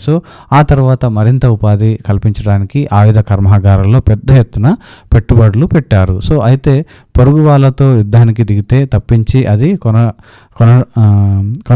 కొనసాగటానికి వీలు లేని పరిస్థితి ఏర్పడింది. మొదటి ప్రపంచ యుద్ధం తర్వాత కోల్పోయిన ప్రాంతాలను తిరిగి స్వాధీనం చేసుకోవడానికి హిట్లర్ దుందుడుకు విదేశీ విధానాన్ని అవలంబించాడు. తర్వాత 1939లో అతడు పోలాండ్పై దండెత్తడంతో 2వ ప్రపంచ యుద్ధానికి దారి తీసింది. యుద్ధం కొనసాగుతున్న కాలంలో నాజీ ప్రభుత్వం జర్మన్ జాతి ఆధిపత్యాన్ని నిర్మించడానికి అల్పసంఖ్యాక వర్గాల దారుణ ముకుమ్మడి హత్యాకాండల కార్యక్రమాన్ని చేపట్టింది. ఇక్కడ చూసినట్లయితే 2వ ప్రపంచ యుద్ధం నీడలో జర్మనీ మారణ హోమాన్ని చేపట్టింది. దీని ఫలితంగా యూరోప్లో ఎంపిక చేయబడిన అమాయకులైన పౌరుల పెద్ద సంఖ్యలో చంపివేయబడ్డారు. చనిపోయిన వాళ్ళలో 60 లక్షల యూదులు, 2 లక్షల జిప్సీలు, 10 లక్షల పోలీస్ పౌరులు, మానసిక శారీరక వైకల్యాల ఉన్నవాళ్ళుగా పేర్కొనబడిన 70,000 జర్మన్లు, ఇంకా అనేక రాజకీయ ప్రత్యర్థులు, వివిధ మత విశ్వాసాల ప్రజలు ఉన్నారు. ప్రజలను చంపడానికి నాజీలు అంతకు ముందెన్నడూ లేని విధానాలను కనుగొన్నారు. ఉదాహరణకు ఆర్ఫిస్ట్ అంటే గ్యాస్ ఛాంబర్స్, అదేవిధంగా వంటి హత్యా కేంద్రాల్లో ప్రజలను గదులలోని పంపి దాంట్లోని గ్యాస్ పంపించడం ద్వారా చంపేవాళ్ళు. సో ఇక్కడ మనం చూసినట్లయితే రెండవ ప్రపంచ యుద్ధం 1939, 1945. మొదటి ప్రపంచ యుద్ధానికి కారణాలైన దురహంకార పూరిత జాతీయవాదం, సైనికవాదం, ప్రజాస్వామ్యవాదం, రహస్య ఒప్పందాలు వంటివి రెండవ ప్రపంచ యుద్ధానికి కూడా వర్తిస్తాయి. వీటితో పాటు రెండవ ప్రపంచ యుద్ధానికి దోహదం చేసిన ప్రత్యేక అంశాలు మనకి ఇక్కడ ఇవ్వడం జరిగింది. సో ఇక్కడ వర్సైల్స్ ఒప్పందం షరతుల తీవ్రత. మొదటి ప్రపంచ యుద్ధం 1919లో వర్సైల్ శాంతి సమావేశంలో ముగిసింది. ప్రపంచంలో 4/3 జనాభాకు ప్రాతినిధ్యం వహించిన 32 దేశాల ప్రతినిధి బృందాలు హాజరై అతిపెద్ద సమావేశం ఇది. సో యుద్ధంలో విజేతలైన అతిపెద్ద 5 దేశాలైన అమెరికా, బ్రిటన్, ఫ్రాన్స్, ఇటలీ, జపాన్లు ఈ సమావేశంలో పాల్గొన్నారు. అయితే సోషలిస్ట్ రష్యాతో పాటు ఓటమి పాలైన జర్మనీ, ఆస్ట్రియా, టర్కీ వంటి దేశాలను ఈ సమావేశానికి ఆహ్వానించలేదు. జర్మనీని బలహీనపరచడానికి వర్సైల్స్ ఒప్పందం దాని మీద సైనిక కోతలను, భౌగోళిక పరిమితులను విధించింది. ముందుగా 1880లో ఆక్రమించుకున్న ఆఫ్రికాలోని వలస ప్రాంతాలను, ఫ్రాన్స్ నుంచి 1871లో స్వాధీనం చేసుకున్న అల్సేస్, లొరైన్ వంటి ఐరోపా ప్రాంతాలను జర్మనీ వదులుకునేలా చేశారు. తర్వాత మొదటి ప్రపంచ యుద్ధం సమయంలో 9 లక్షల సైనిక బలగాల్ని 1,00,000కి తగ్గించుకోమన్నారు. అదేవిధంగా జలాంతర్గాములు ఉండకూడదని డజను మార్పిడో క్షిపణి నౌకలు, వాహన నౌకలు, వినాశకరాలలో 10,000 టన్నుల లోపు ఉండే 6 యుద్ధ నౌకలను మించని నావికాదళం మాత్రమే కలిగి ఉండాలని నిర్దేశించారు. సో దీనివల్ల వర్సైల్స్ ఒప్పందం తమపై బలవంతంగా రుద్దబడిందని, దానిని గౌరవించాల్సిన బాధ్యత తమపై లేదని జర్మనీ భావించడం ఆశ్చర్యం కలిగించదు. సో ఇక్కడ నానాజాతి వైఫల్యం. సో భవిష్యత్తులో యుద్ధాలను నివారించడానికి వర్సైల్స్ ఒప్పందం ప్రకారం నానాజాతి సమితిని ఏర్పాటు చేయడం జరిగింది. ఈ సంస్థలో చేరటానికి రష్యా, జర్మనీలను ఆహ్వానించలేదు. సంస్థను ఏర్పరచడంలో అధ్యక్షుడు వుడ్రో విల్సన్ చురుకైన పాత్ర పోషించినప్పటికీ అతడికి ప్రతిపాదనను అమెరికా కాంగ్రెస్ అంటే పార్లమెంటు తిరస్కరించడంతో అది కూడా సభ్యత్వం పొందలేదు. సో దీని ఫలితంగా ఈ సంస్థలో 58 సభ్య దేశాలే ఉన్నాయి. ఉమ్మడి భద్రతా ఆశయంతో చర్చలు, సంప్రదింపుల ద్వారా దేశాల మధ్య విభేదాలను పరిష్కరించుకోవడం కోసం యుద్ధాలు కాకుండా చేయవచ్చని ఆదేశించారు. దేశాల మధ్య వివాదాల పరిష్కారం కోసం నానాజాతి సమితి అంతర్జాతీయ న్యాయస్థానాన్ని ఏర్పాటు చేసింది. నానాజాతి సమితి పైన చాలా ఆశలు పెట్టుకున్నారు. అది ఎంతో సాధిస్తుందని ఆశించారు. కానీ అంతర్జాతీయ ఒప్పందాలను ఉల్లంఘించకుండా, ఇతర దేశాలపై దండెత్తకుండా జర్మనీ, ఇటలీ, జపాన్లను ఇది నివారించలేకపోయింది. సో మనకు కాంపిటేటివ్ ఫీల్డ్లో మనకి ఈ నానాజాతి సమితి అనేది ఇంపార్టెంట్గా మనం పరిగణించాల్సి ఉంటుందన్నమాట. సో ఇక్కడ ఇంకా ఎంత ఉందంటే సో కొంచెం ఉంది. దీన్ని మనం ఇంత కూడా మనం మాట్లాడుకుంటే ఇది కంప్లీట్గా మనకి పూర్తి కావడం జరుగుతుంది.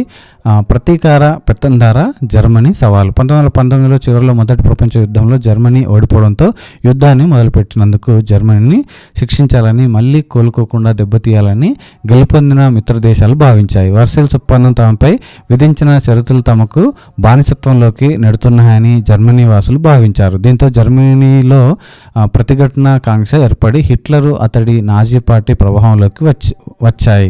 సో ఇక్కడ చూసినట్లయితే వర్సెల్స్ ఒప్పందం వల్ల తాము కోల్పోయిన ప్రాంతాలను తిరిగి సంపాదించుకోవాలని, మధ్య యూరోప్పై జర్మనీ తిరిగి ఆధిపత్యం పొందాలని, జర్మనీ ఆయుధాలపై ఉన్న పరిమితులకు అంతం పలకాలని వాళ్ళు కోరుకున్నారు. నాజీల కింద జర్మనీ తిరిగి వేగంగా పారిశ్రామికీకరణ చెందింది. సో యుద్ధం వల్ల మాత్రమే ఉపయోగంలోకి వచ్చే ఆయుధ పరిశ్రమను పెద్ద ఎత్తున స్థాపించి అతిపెద్ద సైన్యాన్ని నిర్మించుకుంది. సో ఇక్కడ చూసినట్లయితే సామ్యవాద రష్యా పట్ల భయాలు. మొదటి ప్రపంచ యుద్ధం తీవ్ర పరిణామాల వల్ల యూరోప్ అంతటా సామాజిక కల్లోలం ఏర్పడింది. కార్మికుల సామ్యవాదం, కమ్యూనిజం భావాల వల్ల ప్రభావితులు కాసాగారు. సో ఇక్కడ 1917లో రష్యాలో విప్లవం సంభవించింది. అక్కడ కమ్యూనిస్టు ప్రభుత్వం ఏర్పడింది. 1922లో సోవియట్ సోషలిస్ట్ దేశాలు సమైక్య యుఎస్ఎస్ఆర్గా మారింది. సో యుద్ధంలో రష్యా భాగస్వామ్యాన్ని ఉపసంహరించుకొని శాంతి చర్చలు చేపట్టడం కోసం కొత్త ప్రభుత్వం చేపట్టిన తొలి చర్యలలో ఒకటి బ్రిటన్ వంటి పాశ్చాత్య పెట్టుబడిదారులతో దేశాలు యూరోప్లోని ఇతర దేశాలతో కూడా ఇలాంటి విప్లవాలు సంభవిస్తాయని భయపడింది. బ్రిటన్ దాని మిత్రపక్షాల సోవియట్ సోషలిజానికి వ్యతిరేకంగా ఉంటుందని హిట్లర్, నాజీలు మొదట్లో బలపరిచిన హిట్లర్ని సంతృప్తి పరచడం అనే విధానాన్ని అవలంబించాయి. సో ఇక్కడ తక్షణ కారణం చూసినట్లయితే రెండవ ప్రపంచ యుద్ధం 1939 సెప్టెంబర్ 1న డాంజింగ్ రేవును జర్మనీ అప్పగించడానికి పోలాండ్ నిరాకరించడంతో ప్రారంభమైంది. ఆ వెంటనే పోలాండ్కి ప్రవేశించి శిక్షించడానికి జర్మనీ సేవలు దండెత్తాయి. పోలాండ్కు స్వాధీనం చేసుకోవడం చిన్న సైనిక చర్య అవుతుందని హిట్లర్ భావించాడు. కానీ పోలాండ్కు బ్రిటన్తో సైనిక ఒప్పందం ఉండడంతో పోలాండ్ పక్షాన అది యుద్ధంలో చేరింది. రెండవ రోజు ఫ్రాన్స్ కూడా యుద్ధంలో చేరింది. సో దీంతో రెండవ ప్రపంచ యుద్ధం మొదలైంది. సో ఇక్కడ ఫాసిస్టు దేశాలు దానితో ఒకటి సహకరించుకుంటూ పొరుగు దేశాలను ఆక్రమించడం మొదలుపెట్టాయి. దీంతో జర్మనీ, ఇటలీ, జపాన్ నేతృత్వంలోని అక్షరాజ్యాలు ఒకవైపున, ఇంగ్లాండ్, అమెరికా, ఫ్రాన్స్, యుఎస్ఎస్ఆర్ నేతృత్వంలోని మిత్ర రాజ్యాలు ఇంకొక వైపున ఉండి రెండవ ప్రపంచ యుద్ధంలో పోరాడాయి. సో 1941లో జర్మనీ మిత్రదేశమైన జపాను అమెరికాలోని పెర్ల్ హార్బర్పై దాడి చేసింది. 1942లో హిట్లర్ రష్యాపై దండెత్తాలని నిర్ణయించుకున్నాడు. దాంతో జర్మనీకి వ్యతిరేకంగా యుద్ధంలో అమెరికా, రష్యా కూడా భాగస్వాములు అయ్యాయి. అంటే మనకి ఇక్కడ రీసెంట్గా వచ్చిన బిట్ ఇక్కడ నుంచి మనకి రావడం జరిగింది. 1941లో మనకి ఇక్కడ ఇది జరిగింది. అమెరికా, రష్యాలు ఒకేసారి ఈ సంవత్సరంలో భాగస్వాములు అయ్యాయి. సో ఓటమి అంతం చూసినట్లయితే జర్మనీ సైన్యాలు తొలుత విజయాలు సాధించిన 1943 ఆరంభంలో ప్రఖ్యాత స్టాలిన్ గ్రౌండ్ యుద్ధంలో ఓటమితో వెనుదిరిగింది. భయంకర నాజీ పాలన నుంచి విముక్తిదాతలుగా సోవియట్ సైన్యానికి తూర్పు యూరప్ అంతటా ఘన స్వాగతం లభించింది. అంతిమంగా సోవియట్ సైన్యం జర్మనీ రాజధాని అయిన బెర్లిన్ చేజిక్కించుకుంది. నిర్బంధం విచారణను తప్పించుకోవటానికి హిట్లర్ అతని సన్నిహిత మిత్రులు ఆత్మహత్య చేసుకున్నాడు. సో అంతిమంగా జర్మనీ రెండుగా విభజించబడింది.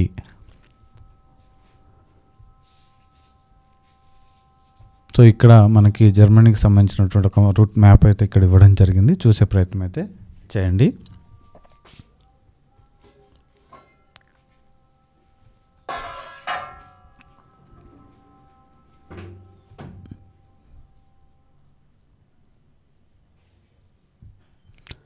సో ఇక్కడ మనం చూసినట్లయితే తూర్పు భాగమైన జర్మన్ గణతంత్ర ప్రజాస్వామ్యం యుఎస్ఎస్ఆర్ ప్రభావం కిందికి, పశ్చిమ భాగమైన జర్మను గణతంత్ర సమైక్య అమెరికా ప్రభావం కిందికి వెళ్ళాయి. సో ఇక్కడ చూసినట్లయితే సుదూర తూర్పు ప్రాంతంలో జపాన్లోని హిరోషిమా, నాగసాకిలపై అమెరికా అణుబాంబులు వేయడంతో జపాను లొంగిపోయింది. సో దీనితో 1945 ఆగస్టులో రెండవ ప్రపంచ యుద్ధం ముగిసింది. అమెరికా సైన్యాలు జపానుని ఆక్రమించుకున్నాయి.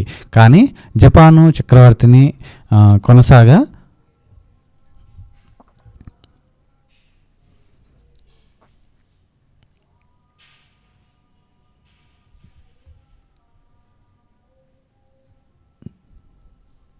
సో కొంచెం లేట్ అవుతుందండి. ఇది ఎంత పెద్ద చాప్టర్ కదా, ఇట్లా స్క్రోల్ చేస్తున్నప్పుడు కొంత ఇది అవుతుంది. సో ఇంగ్లాండ్లో మాదిరిగా రాజ్యాంగబద్ధ రాజకీయ పాలనను అక్కడ ఏర్పాటు చేశారు. పార్లమెంటు డైట్కి బాధ్యత వహించే ఎన్నికైన ప్రభుత్వం జపాన్ పాలనను చేపట్టింది. సో ఇది కూడా మనకి ఇంపార్టెంట్ అండి. జపాన్ పార్లమెంట్ని ఏమంటారు అనేది కూడా ఇక్కడ మనకు బాంబు వేసిన విధానాన్ని మనకి ఇక్కడ ఒక పిక్చర్ నాగసాకి మీద అణుబాంబు అని మనకి ఇక్కడ ఒక ఫోటోని అయితే ఇవ్వడం జరిగింది. చిత్రాన్ని చూసే ప్రయత్నం చేయవచ్చు. ఇక్కడ చూడండి, ఈ విధంగా మనకి ఇవ్వడం జరిగింది.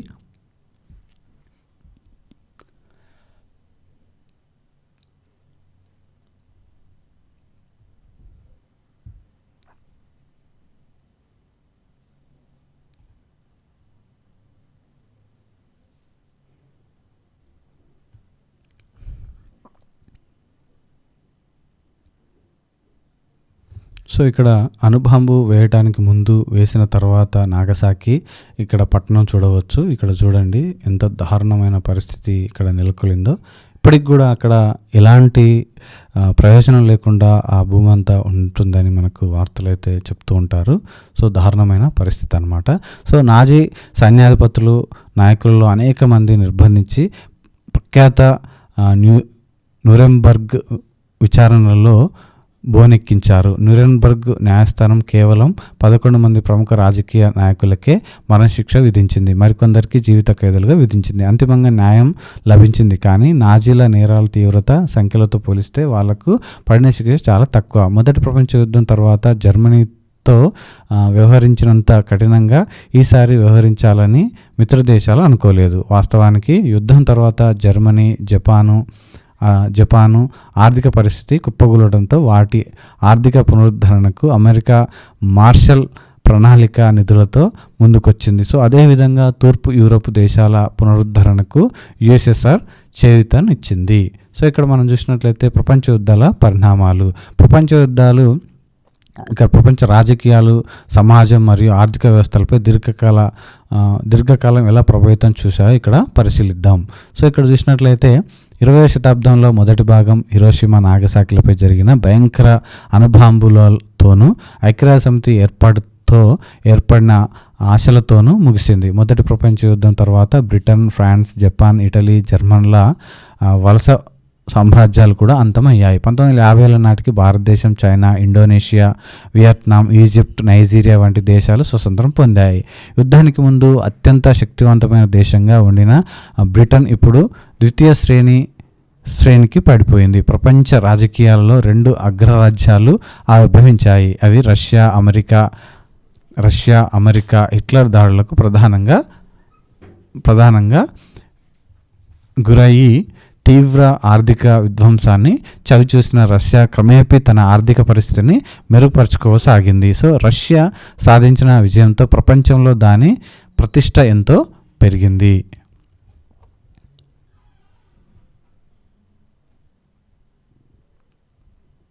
సో ఇక్కడ చూసినట్లయితే తూర్పు యూరప్, చైనాలతో కలిసి ఇది విశాల సామ్యవాద శిబిరంగా ఏర్పడింది.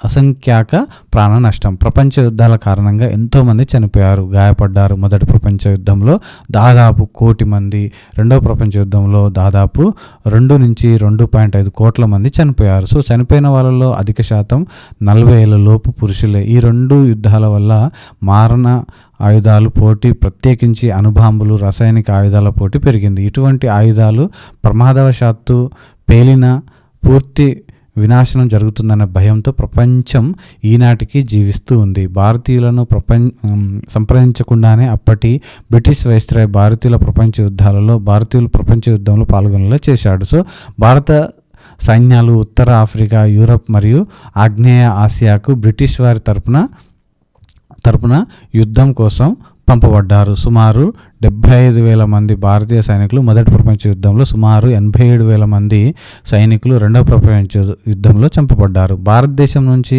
నిధులు, ఆహార ధాన్యాలు మళ్లించుటకు ఈ యుద్ధాలు కారణమయ్యాయి. ఫలితంగా 1943లో బెంగాల్లో సంభవించిన తీవ్ర కరువుకు ఇది ప్రధాన కారణంగా మారి కొన్ని లక్షల మంది చనిపోయారు.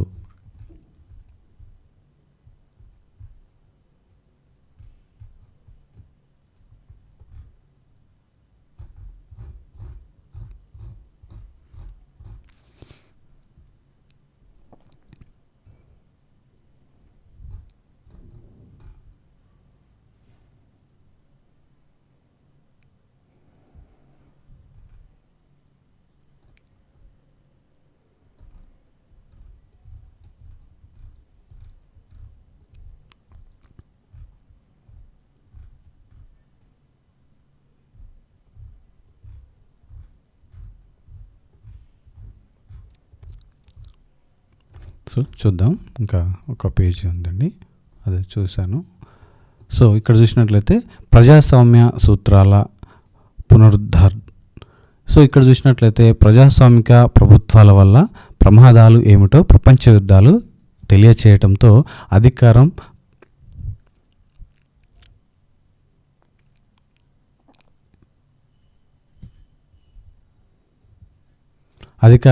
ప్రజాస్వామ్యబద్ధంగా ఉండాల్సిన ఆవశ్యకత గుర్తించారు. సో మొదటి ప్రపంచ యుద్ధంతో పాటే అనేక సామ్రాజ్యాలు, ఆస్ట్రో హంగేరియన్ సామ్రాజ్యం, రష్యన్ సామ్రాజ్యం, ఒట్టమన్ సామ్రాజ్యం, రష్యన్ సామ్రాజ్యం అంతం అయ్యాయి.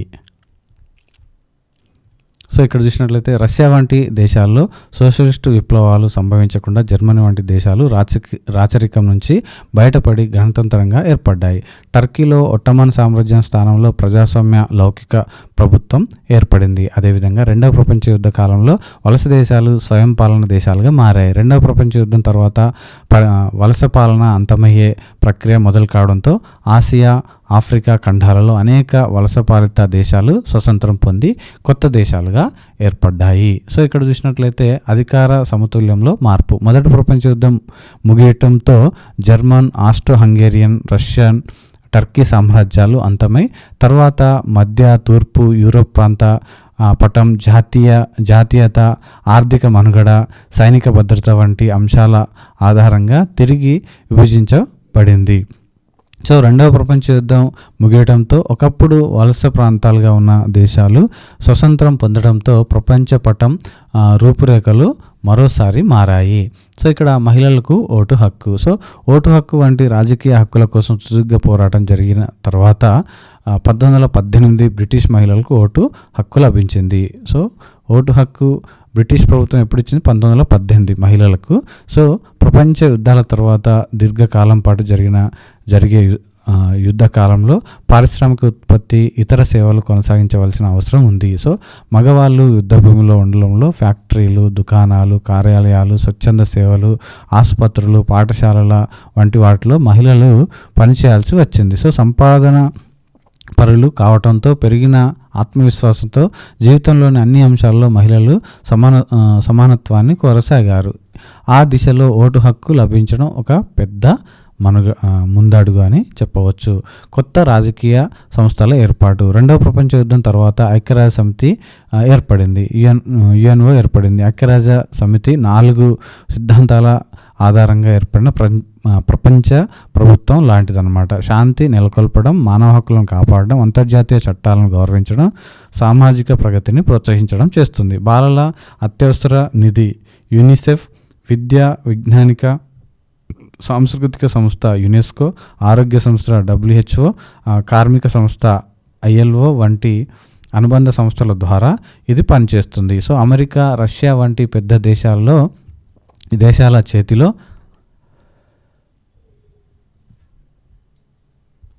చేతిలో ఐక్యరాజ్య సమితి కీలుబొమ్మగా మారుతుందన్న అపవాదులు ఉన్నప్పటికీ ప్రపంచవ్యాప్తంగా శాంతిని, సుస్థిరతకు కృషి చేస్తుంది. ఐక్యరాజ్య సమితి గురించి చేస్తున్న కృషి గురించి మనం 19వ పాఠంలో వివరంగా తెలుసుకుందామని మనకి ఇవ్వడం జరిగింది. అక్కడ మనకు యుఎన్ఓ గురించి పూర్తి సమాచారం అయితే మనకి ఉండడం అయితే జరుగుతుంది. సో ఇక్కడ మనం కీలక పదాలు కనుక ఒకసారి చూసినట్లయితే పారిశ్రామిక పెట్టుబడిదారీ విధానం, నాజీజం, సో దురహంకారపూరిత జాతీయవాదం, సైనికవాదం, ఫాసిజం, సామ్రాజ్యవాదం, సామ్యవాదం, కమ్యూనిజం, విప్లవం, అధికార కేంద్రీకరణ, జోల్షివిక్. సో ఇక్కడ ఇవన్నీ కూడా మనకి కీలక పదాలుగా ఇవ్వడం అయితే జరిగింది. సో నేను మీకు ఒక క్వశ్చన్ వేస్తున్నాను, ఏంటంటే మొదటి ప్రపంచ యుద్ధం తక్షణ కారణం, ఇంకొకటి ఏంటంటే కేంద్ర రాజ్యాలు అంటే ఏంది, మిత్ర రాజ్యాలు అంటే ఏంటి, సో మొదటి ప్రపంచ యుద్ధం ఎప్పుడు స్టార్ట్ అయింది, ఎప్పుడు ఎండ్ అయింది, రెండవ ప్రపంచ యుద్ధం ఎప్పుడు స్టార్ట్ అయింది, ఎప్పుడు ఎండ్ అయింది, ఇక్కడ